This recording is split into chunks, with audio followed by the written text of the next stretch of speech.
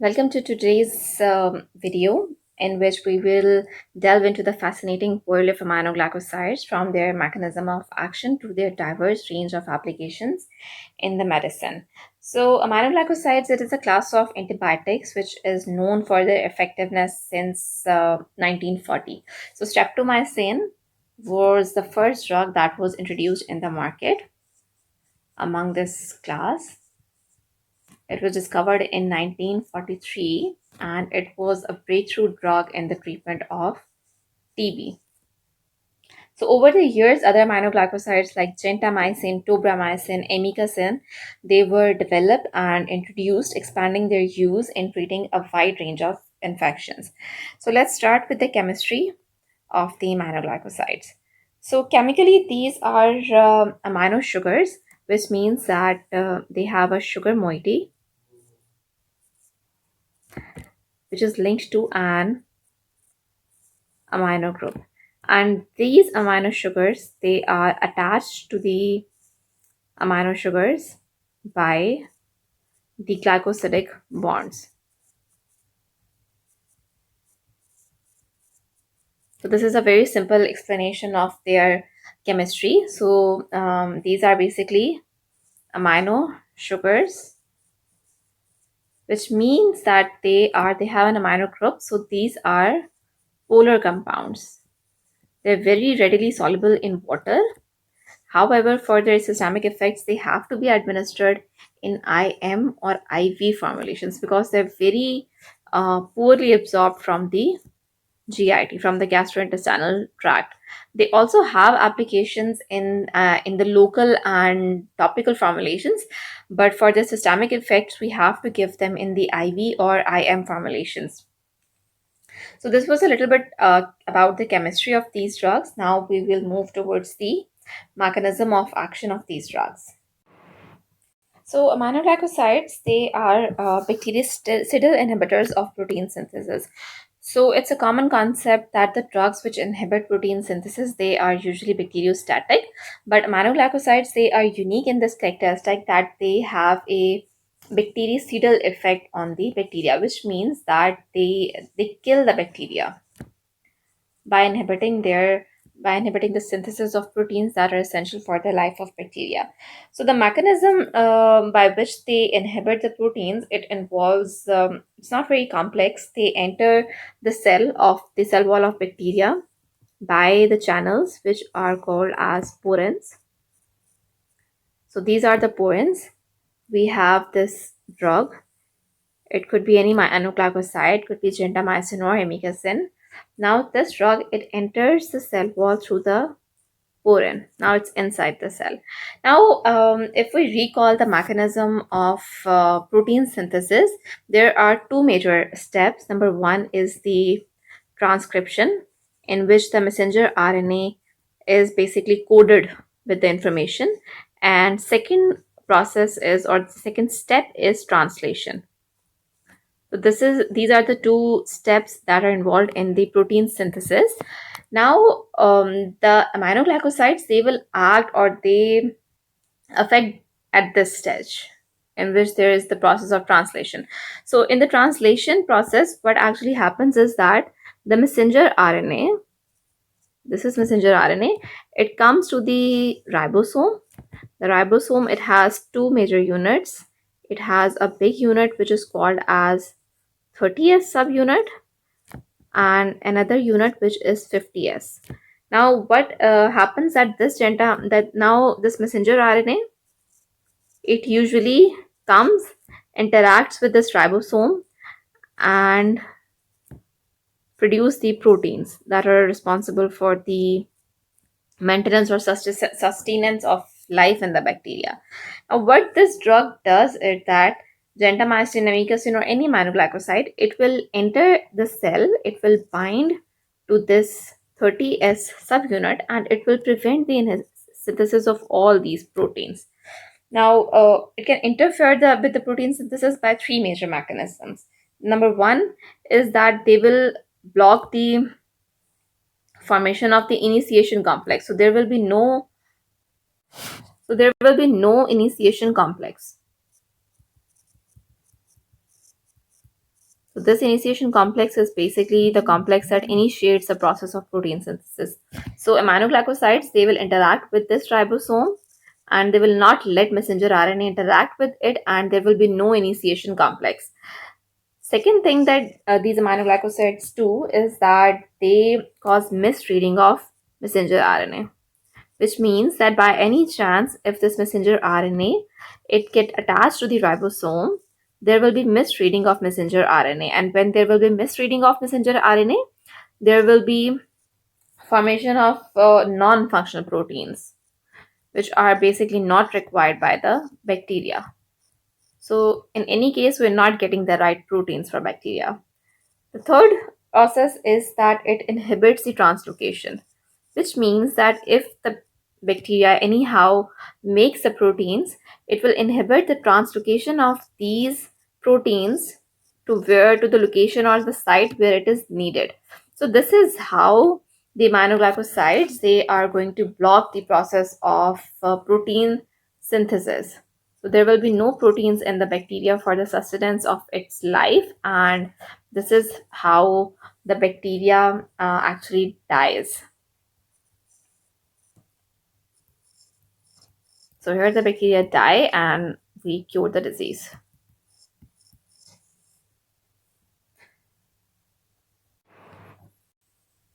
There's an animation in which we can see that the gentamicin, it has entered the porin channel. It is transported into the from the periplasmic space into the cytoplasm. Here it is binding with the 30S subunit of the ribosome, and now it will not let the messenger RNA to attach, and there is a blocked formation of initiation complex. So this is how the step of protein synthesis is blocked. It has a bacteriostatic effect this way, but now it will not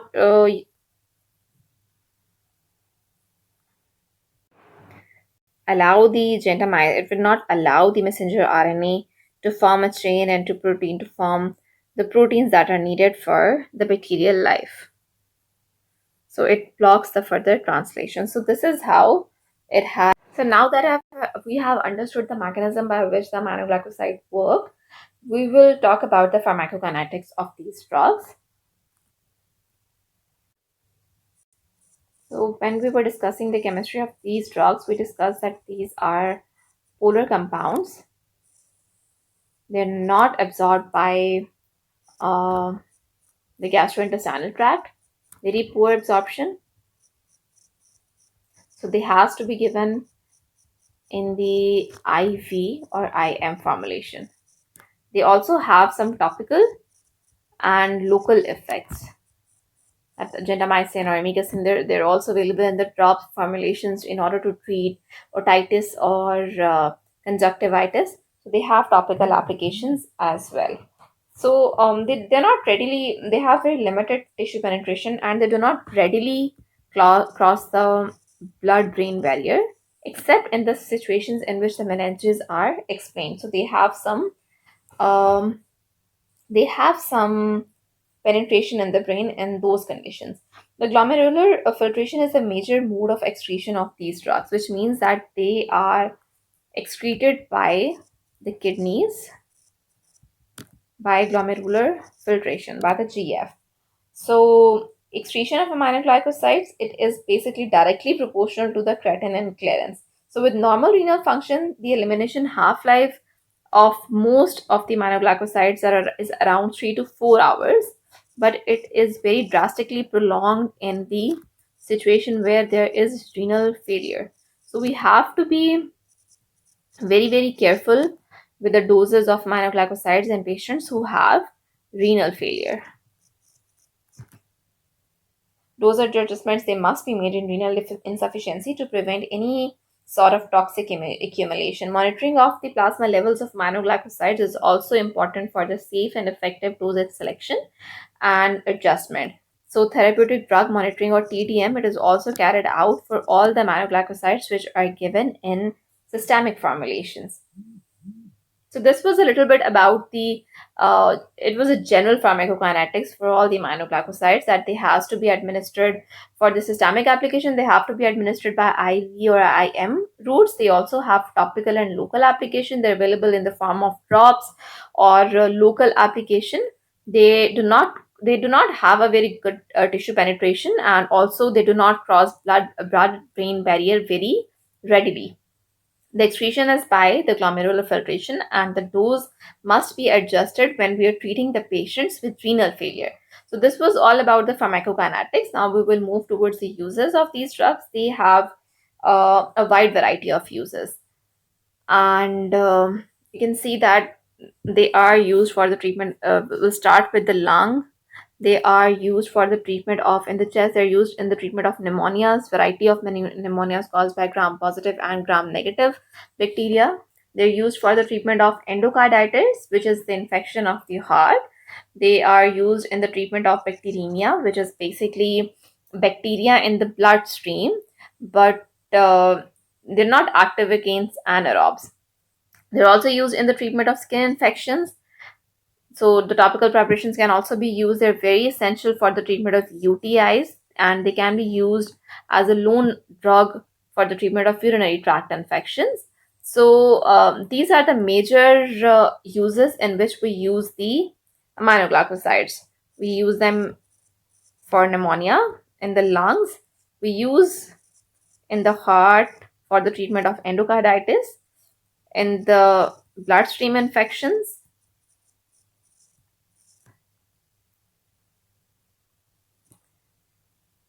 for the skin infections, and for the UTIs, so urinary tract infections. So this was a summary of their uses. Now we will dive a little bit uh, deeper drug-wise and their spectrum of activity as well. So the main differences among the individual aminoglycosides in their activities against gram specific organisms, particularly gram negative rods. So in their clinical uses, aminoglycosides, they have a very good activity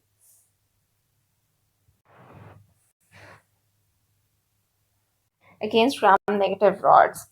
So all the gram negative bacteria, which includes E. coli, which is Escherichia coli, or Enterobacter, which is another gram negative rod, which is very notorious for causing different kind of infections in the human body.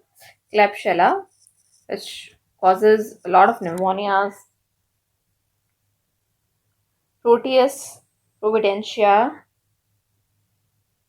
So all the bacteria which are written here, they are gram-negative bacteria, which includes E. coli, Enterobacter, Klebsiella, Serratia, Proteus, Providentia, and Pseudomonas. The names are difficult to remember, but one thing which can be remembered is that they're all gram-negative bacteria. So they have activity against all these gram-negative bacteria, but they're usually used in combination with beta-lactams. They're not used alone.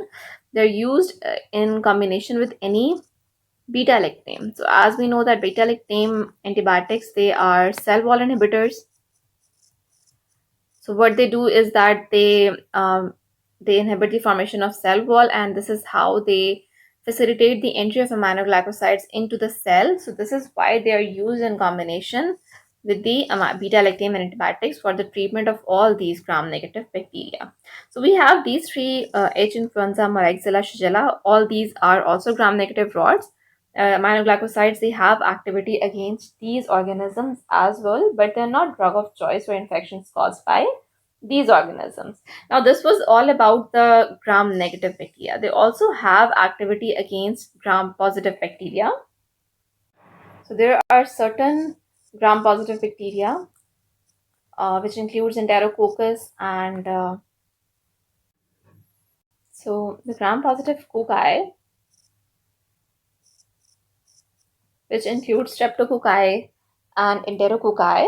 So aminoglycosides, they have activity against some of the gram-positive cocci as well, but they have to be given in combination. They're not used alone. They have to be given in combination against the gram-positive cocci. So now we will discuss the drugs separately in order to understand their uses better. So the first drug, which comes in the aminoglycoside group, is streptomycin. Streptomycin was, as I have already told you, that this was the first drug that was introduced in the market from this group. It is obtained from a bacteria which is called as Streptomyces griseus or griseus.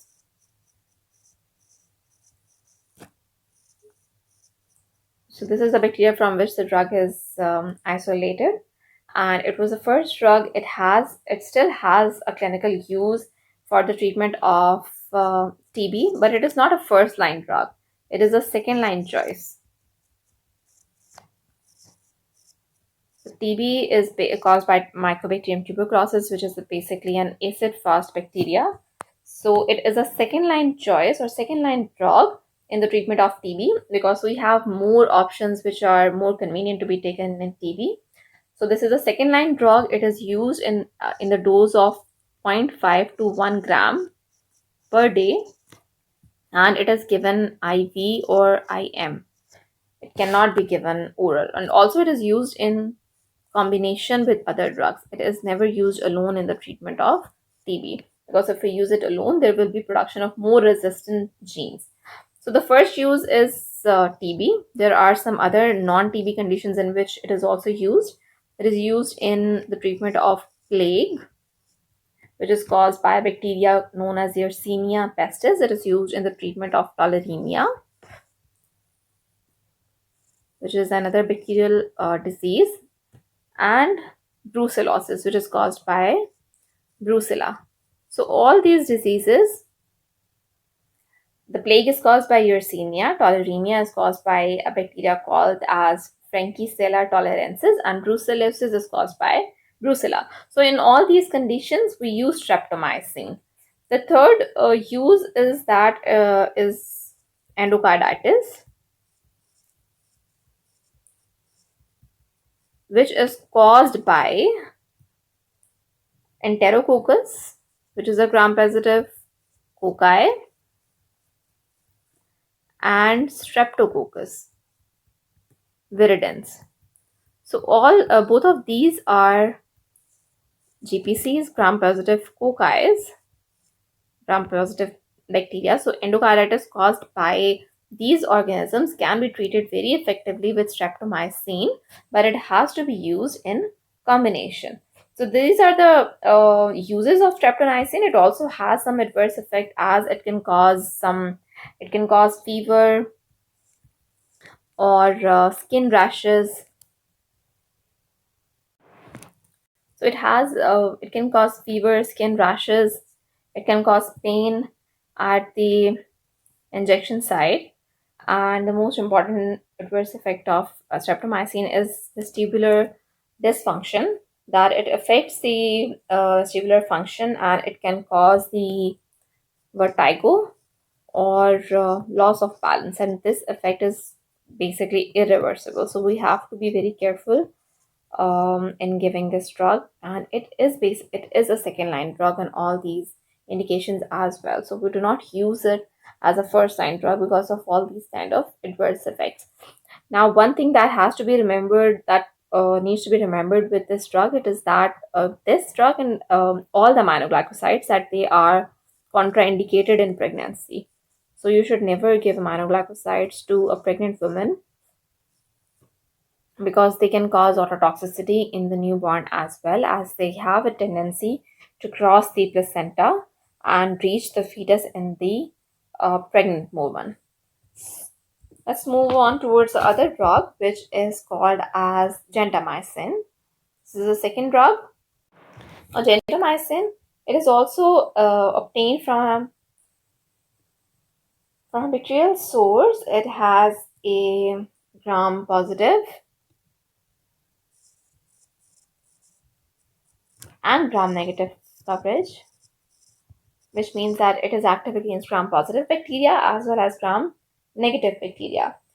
They can become resistant to gentamicin, and the resistance can be mediated by the blockade of their entry into the cell. That the bacteria, they may form a mechanism in which they do not let the bacteria enter into the cell, and if any chance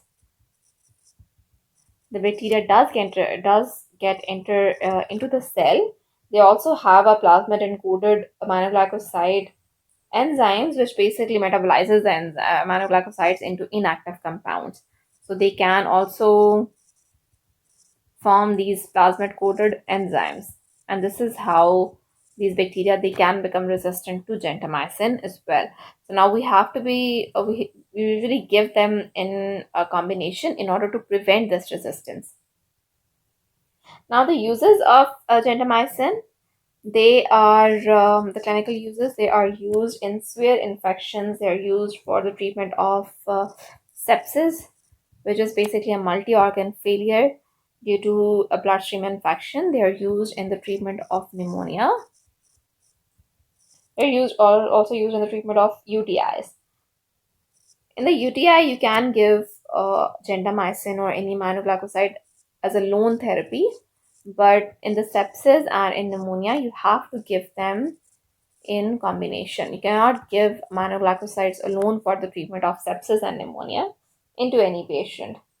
They're also used in the treatment of endocarditis, just as we use streptomycin in endocarditis for gram-positive cocci from gram-positive bacteria. They can also use gentamicin. The formulations are also available in topical formulations.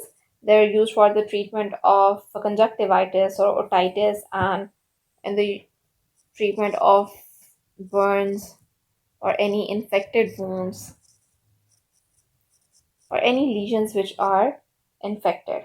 So they also have intra, because they're polar compounds, they do not have a very good penetration in the brain. So they have an intrathecal administration into the brain for the treatment of meningitis.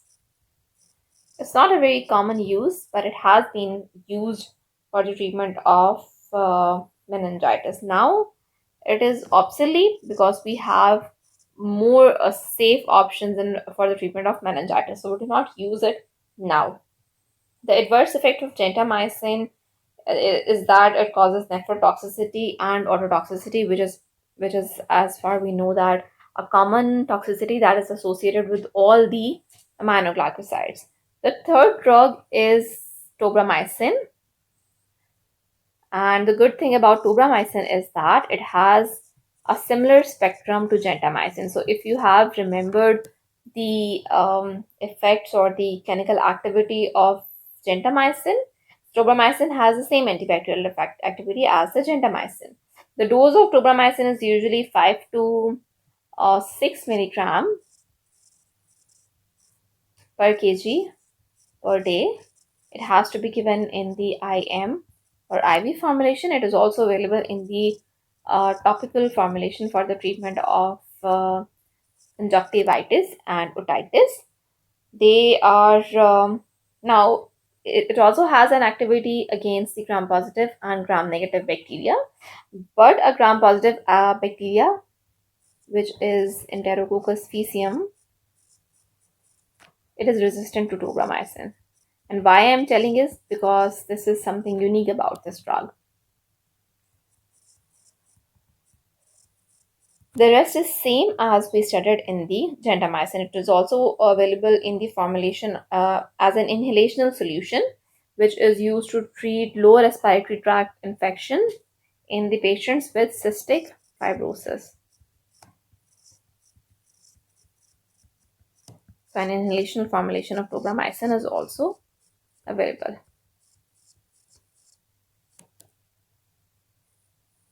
The next drug is amikacin.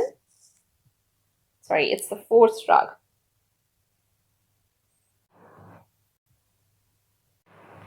Now, amikacin, it's a derivative of kanamycin, and it has activity, a very broad spectrum of activity against all the gram-negative bacteria. So all the gram-negative bacteria that we studied in the initially in this presentation, we studied the names of all gram-negative bacteria. So amikacin, it has activity against all these. It also has activity against the MDR TB, which means that if the TB is resistant to the first line drugs, we can give amikacin. It is also given in the dose of 10 to 15 milligrams per kg per day. And it has the potential to cause nephro and ototoxicity, just like all the other drugs.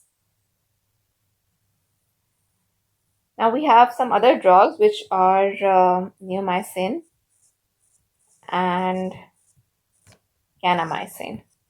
Why we are studying them together is because they're too toxic to be administered systemically. So they have local and topical formulations or applications, which means that they can be given in the formulation of an ointment or cream to treat an infected wound or an infected ulcer, and they have a local application where you can use them in the joints, in the pleural cavity,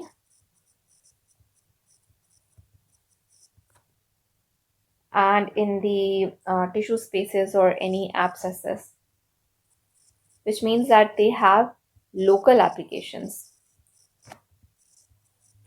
and they cannot be administered systemically because they're too toxic for the systemic administration. So also they have used in the bowel preparation. These are the drugs which will make the bowel get rid of all the bacteria. So what we do is that we give neomycin 1 gram every 6 to 8 hourly for at least 1 to 2 days, and all the bacteria in the bowel are dead and the bowel is repaired for any sort of elective surgery. So they have application in the bowel preparation as well. Now the last drug which comes in this class is pectinomycin. It has It's an amino cyclitol antibiotic. It is very chemically similar to aminoglycosides, and it has activity against gram positive and gram negative in vitro, but in vivo it is only used, or the only application of this drug is in the treatment of MDR gonorrhea.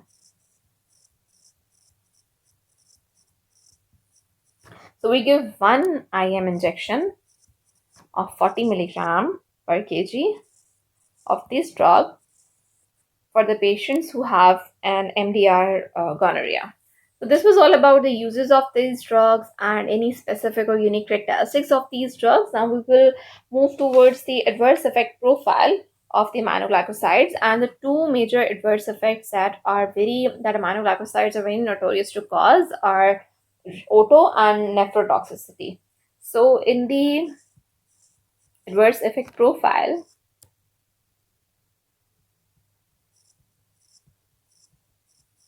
the first thing is ototoxicity.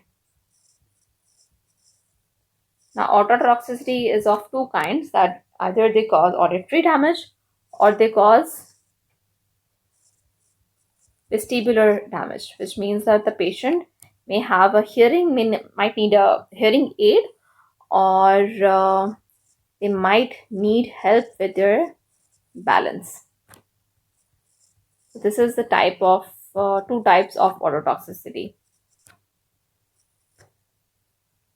So in auditory impairment, we have two drugs, amikacin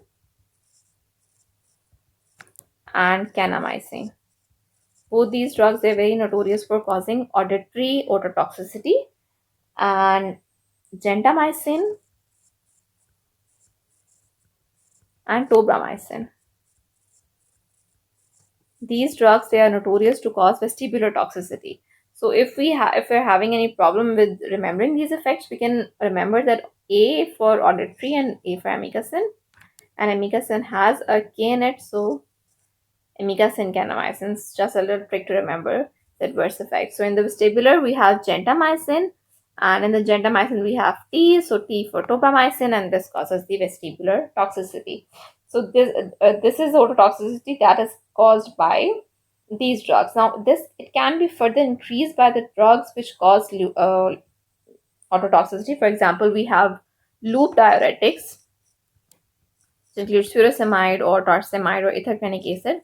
All these drugs, they can synergistically or as a combination, the toxicity or this effect, it becomes more pronounced.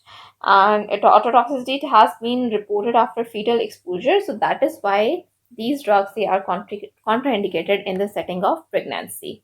Now, the second major effect that is often seen with the aminoglycosides is the nephrotoxicity.